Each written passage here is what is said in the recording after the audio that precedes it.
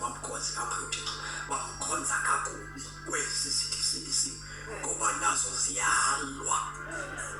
yini esibisayo imali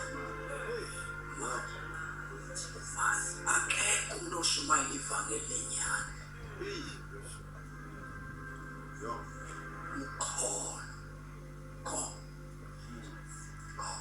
uyabona uba ngaba usayithanda icawe yakho khona ngoku 2020 akubonisileyo ivalwa wagula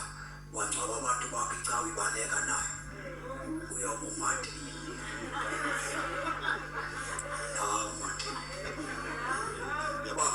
senembongo lecawe le kuthiwe ivalile wagulelwa ngabantu wangcwaba abantu icawe ibalekile ivalile ubusenembongo layo usidele